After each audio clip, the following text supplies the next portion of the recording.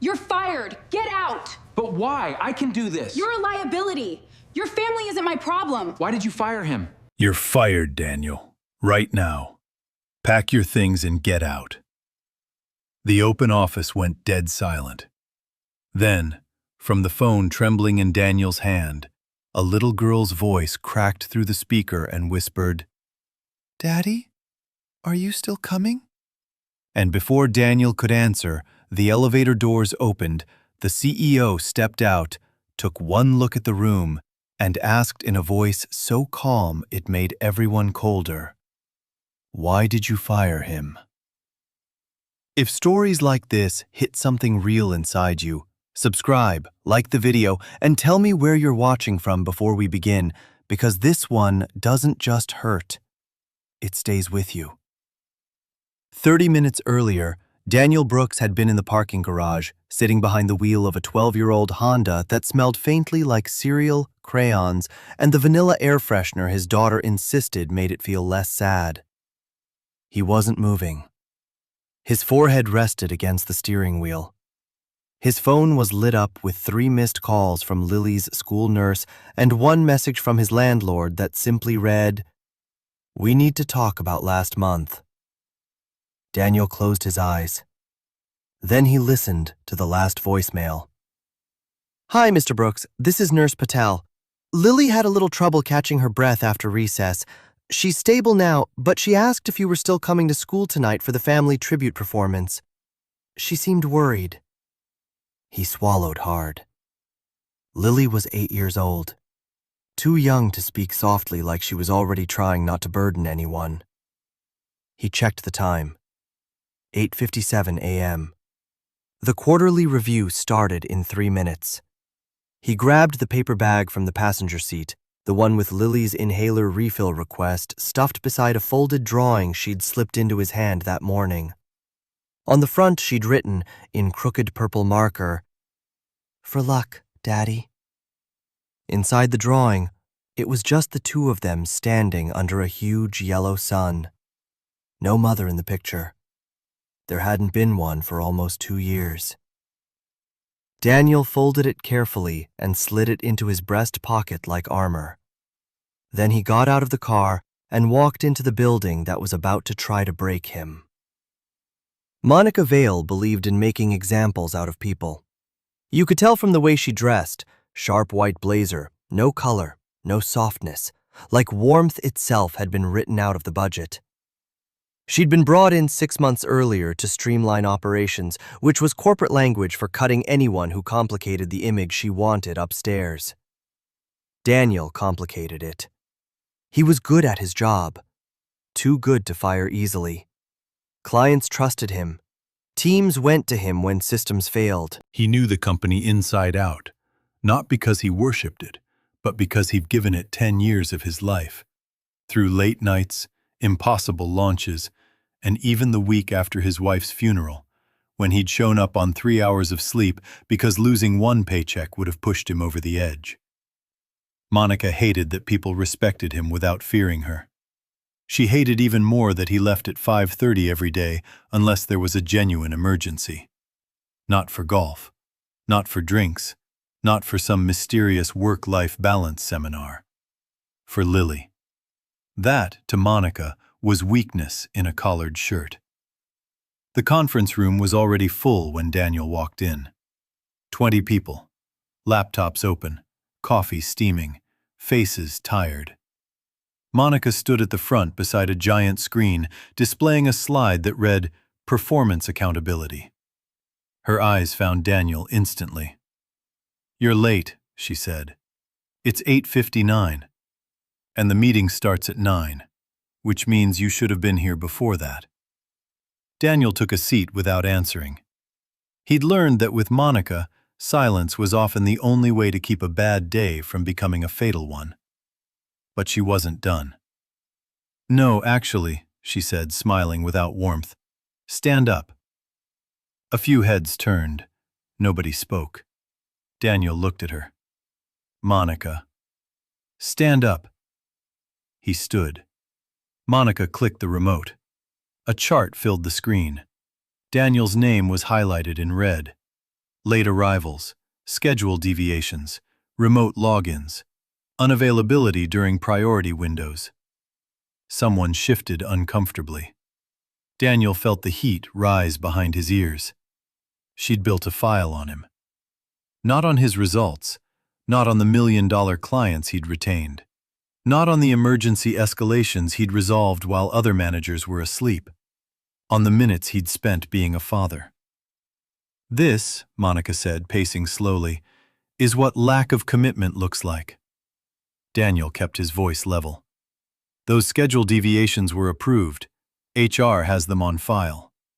For temporary accommodation, Monica snapped, not as a lifestyle. There it was. A few people looked down immediately. Everyone knew. Not the details, maybe, but enough. Daniel's wife, Emily, had died 19 months earlier after a blood clot no one caught in time. One ordinary Tuesday. One phone call. One hospital hallway. One sentence that split his life clean down the center. After that, everything became before and after. Before Emily died, Daniel had been a husband who thought exhaustion was temporary.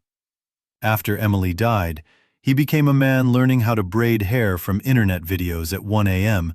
because his daughter cried the first time he got it wrong. He became the one who packed lunches, signed field trip forms, woke from nightmares that weren't always his own, and smiled through the kind of pain that made silence feel heavy. He became both parents while still pretending to be one employee. And Monica stood there, turning it into a spreadsheet. She clicked again. Another slide. This one showed a missed executive dinner from the month before. "You skipped a leadership dinner with the Northmere account," she said. "Do you know how that reflected on me?" Daniel stared at the screen. "I told you 2 weeks earlier I couldn't attend. My daughter had a school ceremony." Monica laughed once. "Exactly." The room didn't move. Daniel felt something ugly twist in his chest. He said quietly, "I closed Northmere the next morning." "That's not the point." "Then what is?" Her eyes hardened. "The point is, I am tired of employees who think personal drama entitles them to special treatment." That landed like broken glass. A woman near the back inhaled sharply. Daniel didn't blink, didn't move. But his fingers tightened around the chair so hard his knuckles blanched. "My wife died," he said, very softly. "That's not personal drama." Monica's jaw flexed. For a second, maybe even she realized she'd stepped too far. Then pride saved her from shame. "And yet somehow," she said, "the work still suffers." Daniel let out a disbelieving breath. "The work? I sent you the risk memo on the Halston launch at 2:13 this morning. You sent a draft full of excuses. It was a warning. It was insubordination." She clicked again. This time, the screen showed the Halston file migration timeline. The biggest launch of the quarter. Daniel felt a cold rush. She'd moved up the rollout. He knew instantly she hadn't read the warning. Or worse, she had and ignored it. He stepped forward. "You approved this for today?" "I did." "It isn't ready." "It is." "The server load isn't stable. The customer records will duplicate if—" Monica raised a hand. "See? This is the problem with you. Constant fear, constant hesitation, constant excuses. Monica, if you push this live before the patch, enough." His phone rang. Lily. Just her name on the screen was enough to rip his focus in half. Monica saw it. Of course she did. "Go on," she said loudly. "Take it. It's probably another emergency."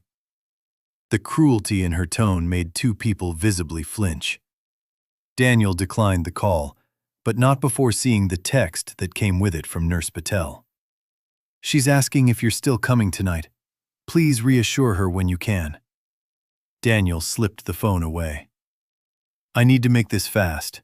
The Halston launch needs another day. Monica stepped closer, lowering her voice just enough to make it more vicious. No, Daniel. What needs to happen is for once in your life, you stop making everyone carry the weight of your mess. He stared at her. Then, in front of the entire team, Monica said the sentence no one there would ever forget. If your child needs this much from you, maybe you shouldn't have a job this important. The silence after that felt monstrous. Daniel's mouth parted, but nothing came out. Not because he had no words, because if he spoke in that moment, every year of swallowing pain might come out with it. He heard Emily's laugh in some distant part of his mind, saw her in a hospital bed telling him, with oxygen in her nose and fear she was trying to hide, "Promise me she never feels alone." He had promised. And now this woman, in heels that cost more than his monthly groceries, was using that promise like a stain. Monica straightened. "I'm done defending this. Security will deactivate your badge in 10 minutes. You're terminated, effective immediately." A sound escaped someone at the table. Maybe Elena from compliance. Maybe Marcus from IT. No one could tell. Daniel stood still. "On what grounds?" he asked. "Failure to meet executive standards. Repeated unavailability. Disruptive conduct." He actually laughed.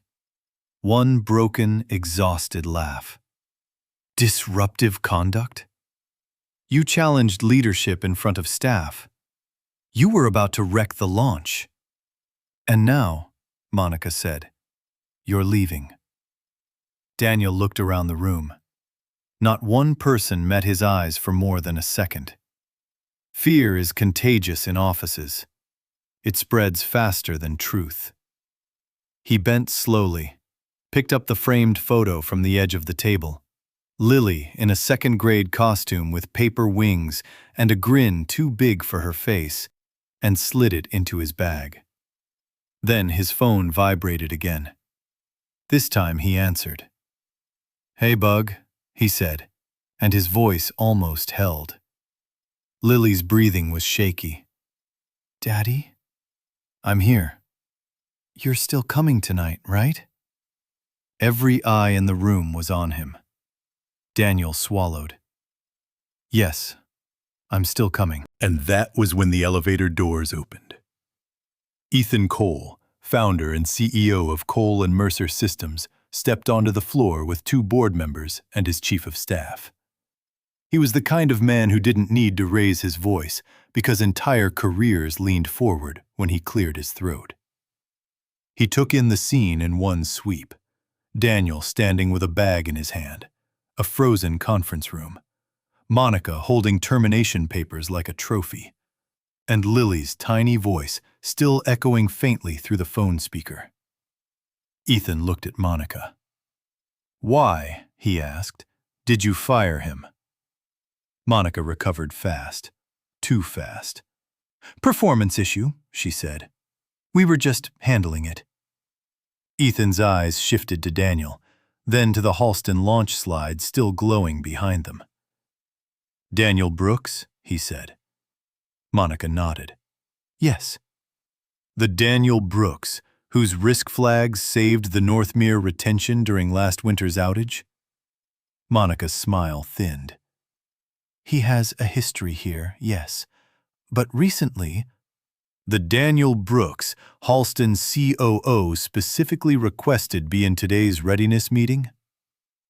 This time, Monica didn't answer immediately, because she hadn't known that.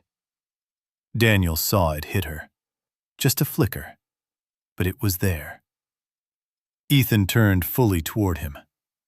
"Were you fired for cause?" Before Daniel could speak, Monica cut in.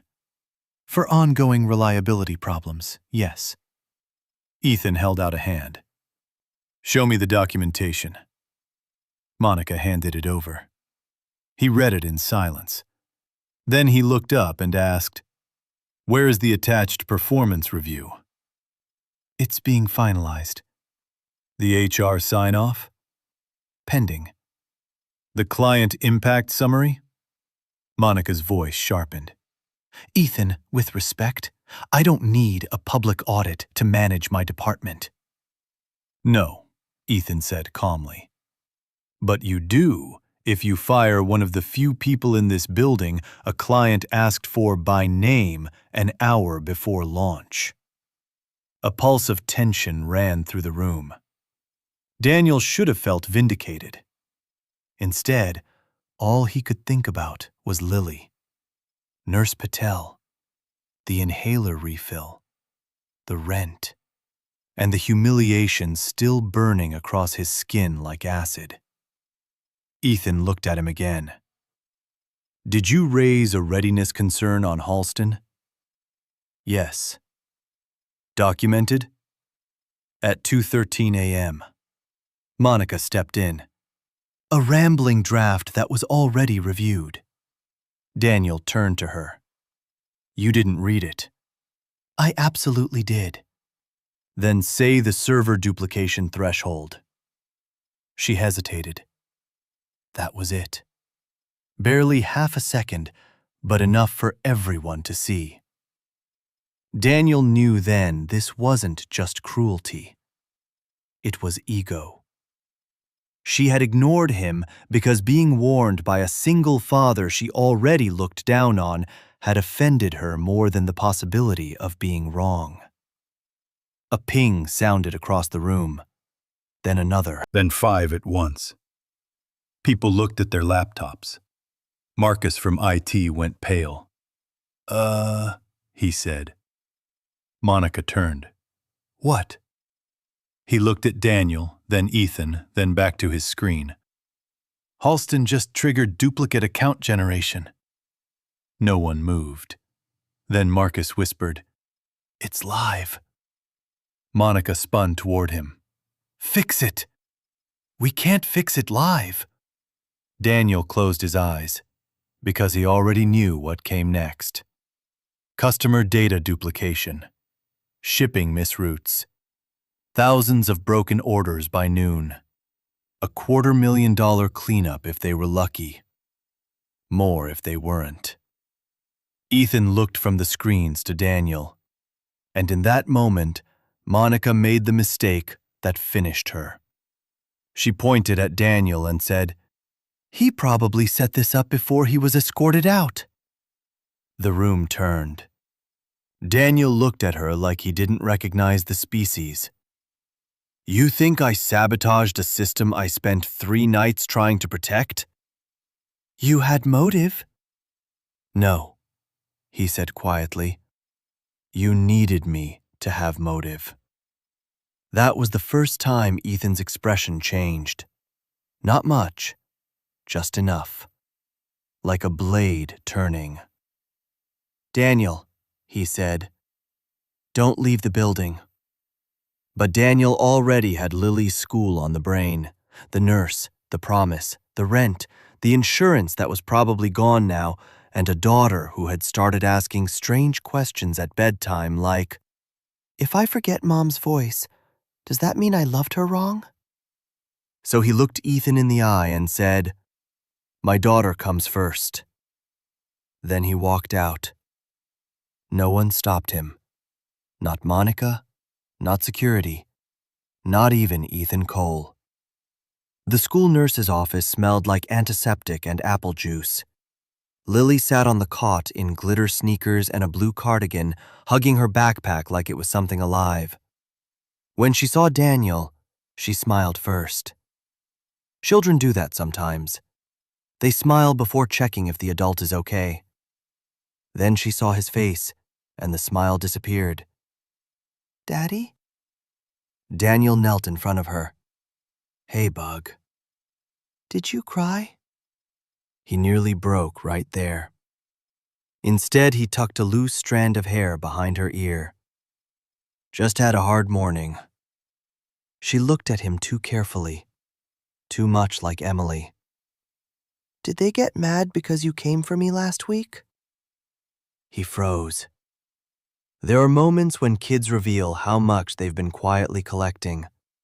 Every rushed apology, every tired smile, every phone call you thought they didn't hear. Lily. She stared at her hands. Mrs. Patel says grown-ups are mean when they're scared. Daniel let out a breath that hurt. Mrs. Patel sounds smart. Lily nodded, then whispered, Did you lose your job because of me? And that, more than Monica, more than the public firing, more than the rent, more than the shame, was the moment that hollowed him out. He took Lily's face in both hands. No, listen to me. Never say that again, not even as a joke. Her eyes welled up instantly. You are not the reason bad people do bad things, he said, voice shaking. You hear me? You are the best thing in my life. The best thing. She nodded, but tears still slipped down. He pulled her into his chest and held on with both arms, as if fatherhood itself was something he might lose if he loosened his grip. That night, in their apartment kitchen, Lily brought him her piggy bank. It was shaped like a pink elephant with one chipped ear. Daniel was sitting at the table staring at numbers that refused to add up. Rent overdue, inhaler refill, electric bill, school lunch balance, and an email from HR confirming his termination had already been processed pending final review. Processed. Such a clean word for something dirty. Lily set the piggy bank in front of him. You can use mine. Daniel looked up. What?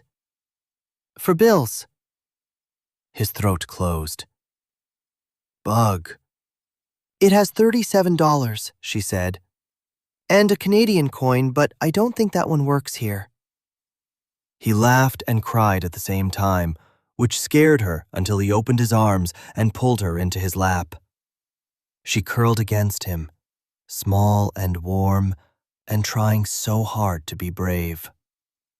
I'm sorry I'm expensive, she whispered.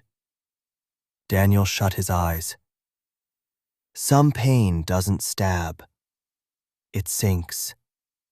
He pressed his mouth to the top of her head and held there.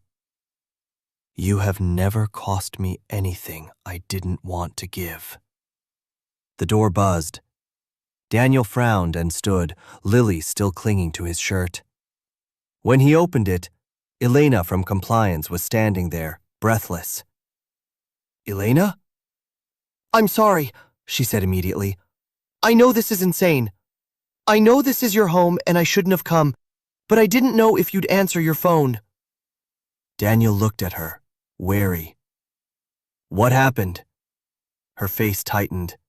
It's worse than they thought. Halston is threatening legal action. Monica told Ethan you withheld the final patch. She's blaming you for all of it. Lily looked between them. Daniel stepped into the hallway and lowered his voice. I sent the patch sequence to Monica at 2:13. I know. I found the email in archive because she deleted it from the active chain. He stared at her. Deleted. Not missed. Not ignored. Deleted. Elena swallowed. Daniel? She also altered your attendance file. The HR timestamps don't match the original logs. For a second, he said nothing. Then everything clicked together so fast it made him dizzy. The slide deck, the red marks, the reliability concerns. She hadn't just wanted him gone. She had built a case. Why are you telling me this? He asked. Elena's eyes filled. Because I sat there this morning and said nothing. That was honest enough to hurt. I have copies, Daniel said quietly, of everything. I save everything. Then Ethan needs to see it. Daniel glanced back into the apartment. Lily was at the table in her choir dress, coloring stars onto a program for the family tribute performance. She was singing tonight. First solo since Emily died. First time Daniel had promised, really promised, he would be there, no matter what. Elena followed his eyes. When? He checked the time. 5:42. She goes on at 6:30. Elena hesitated. Ethan's calling an emergency board session at 6. Daniel gave a tired, bitter smile. Then he'll have to wait. Elena blinked. Daniel, this could clear your name. My daughter has spent 19 months wondering what else this world can take from her. I'm not adding tonight to the list. She stared at him for a long moment. Then she nodded. I'll buy you time. At 6:37 p.m., Lily walked onto the school stage under a wash of warm yellow light. She looked so small standing there alone that Daniel's chest tightened. Parents held phones up. Teachers smiled. Paper decorations swayed above the crowd. On the seat beside Daniel was the one nobody filled anymore. He used to hate that empty chair. Tonight, it felt like a witness. Lily stepped to the microphone, searched the crowd, and found him instantly. He smiled. Not the fake office smile. Not the strained one he used when bills arrived or grief snuck in while folding laundry. The real one. I'm here. Her shoulders lowered. Then she sang. Not perfectly, not polished. Her voice trembled on the first verse, and one note cracked so hard a boy in the front row glanced up. But she kept going. Because courage is not clean. It shakes. Halfway through, Daniel felt tears sliding down his face and didn't wipe them away. Emily used to sing that same song while washing dishes. Lily had her mouth, her eyes, her stubborn little chin. By the final line, the whole room was silent. Then everyone stood. Lily looked stunned by the applause. Daniel stood too, clapping with tears in his eyes, and for the first time in months, maybe years, he didn't feel like life was only taking. After the performance, as Lily ran into his arms, his phone buzzed. Unknown number. He answered. Daniel Brooks. This is Ethan Cole. Daniel went still. Lily held on to his waist. Ethan's voice was quieter than before, less executive, more human. Elena told me where you were. Daniel said nothing. Then Ethan asked, Did she sing well? Daniel looked down at Lily, who was now showing him a glitter star sticker stuck to her sleeve. She was brave, he said. There was a pause on the line. Then Ethan said, Bring your evidence. Bring your daughter if you need to. We'll wait. When Daniel arrived at headquarters at 7:18, the top-floor boardroom was still lit. Lily had fallen asleep in the car, so he carried her in wrapped in his old coat, her cheek pressed against his shoulder. Elena met him at the elevator and took his laptop bag. Inside the boardroom, Monica sat rigidly at one end of the table. 2 board members, HR director, legal counsel, Marcus from IT, Ethan at the center. Every face turned when Daniel walked in with a sleeping child in his arms. Something about that image changed the room. Not because it was dramatic, because it was true. This was the man Monica had called unreliable. A father carrying the whole weight of his life without dropping the child sleeping against his chest. Ethan stood. You can sit her on the sofa. Daniel laid Lily down carefully, tucking the coat around her. Then he turned back. Monica spoke first. I assume this is highly irregular. Ethan didn't even look at her. So was today. Daniel took the seat nearest the outlet and opened his laptop. His hands were steady now, not because he wasn't angry, because sometimes the moment after humiliation is the clearest you'll ever see. I keep copies of every risk memo, approval chain, and client escalation, he said. Monica crossed her arms. Convenient. Daniel clicked a folder open. Here's the 2:13 a.m. email. Here's the attachment you deleted from active chain at 7:06. Here's the server threshold warning. Here's the patch sequence. Here's your reply draft to HR written before today's meeting started, and here, he clicked again. A stillness swept the room. Is the original attendance log from payroll servers showing my approved accommodations were altered yesterday at 11:48 p.m. from your admin credentials. Monica's face finally changed. Not anger. Fear. The ugly, naked kind. That proves nothing, she said. Marcus cleared his throat. Actually, it proves quite a lot. Legal asked for the files. Daniel forwarded them. HR went pale. Monica straightened in her chair, trying to recover the tone she'd used all day to dominate everyone else. You're all forgetting the bigger picture, she said. He is emotionally compromised. He's unstable. He prioritizes his personal life over executive needs. Daniel looked at her. Then, for the first time that entire day, he let himself answer with the full truth. My wife died in a hospital while I was answering work emails from the parking lot because I thought being needed here mattered more than being present there. Nobody moved. Monica blinked. Daniel's voice stayed calm, but it cut deeper because of it. I was with her at the end, but not enough. I have to live with how close I came to learning the wrong lesson from this place. He glanced at Lily sleeping on the sofa.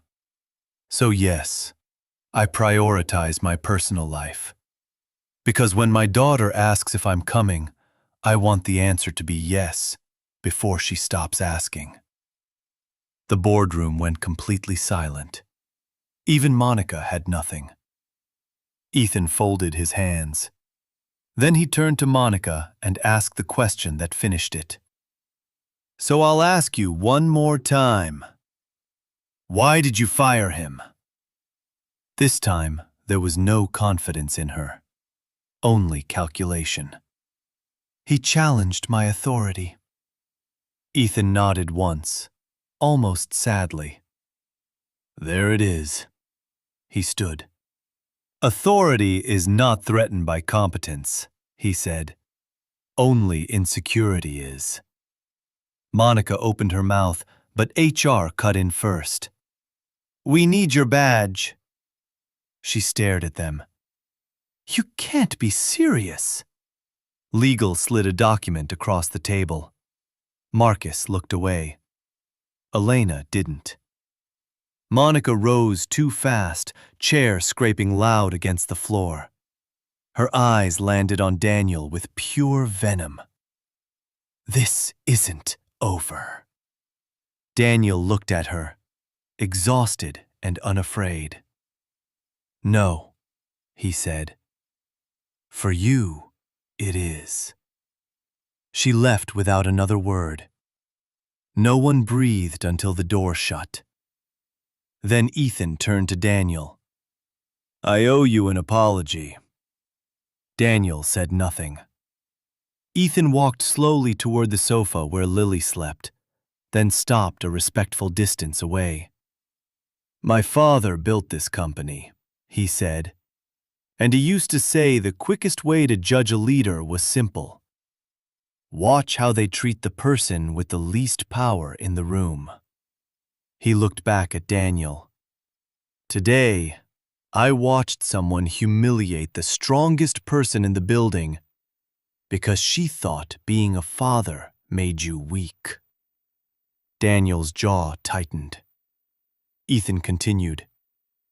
Your termination is void, effective immediately.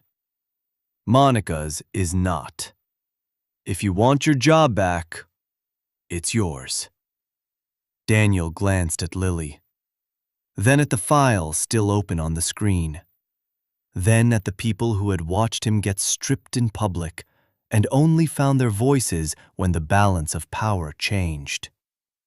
He took a breath. I'll come back, he said, but not to the same company. Ethan's eyes sharpened. What does that mean?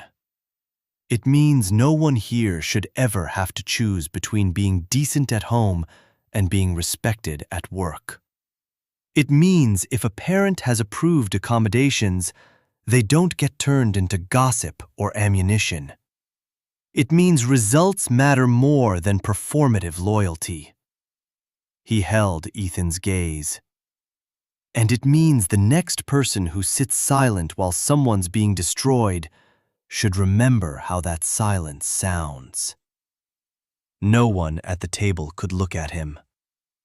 Ethan nodded slowly. What do you want? Daniel swallowed. The answer came easier than he expected. Caregiver policy reform, protected flexibility, real HR oversight, and a promotion only if it gives me the power to enforce it. For the first time that night, Ethan smiled. Done. A small, sleepy voice floated from the sofa. Daddy? Everyone turned. Lily pushed herself up, hair messy, eyes half closed. Daniel was beside her in 2 steps. Hey, Bug. She rubbed her face. Did the mean lady leave? A few people actually laughed under their breath. Daniel smiled. Yeah, she left. Lily looked around the giant boardroom, then whispered with perfect sincerity. Good. I didn't like her energy. This time, even Ethan laughed. Daniel picked her up, and she wrapped her arms around his neck. You okay? He asked. She nodded sleepily. Did you get your job back? He looked at Ethan, then back at her. Something better, he said. 3 months later, the company rolled out a new policy called the Brooks Standard.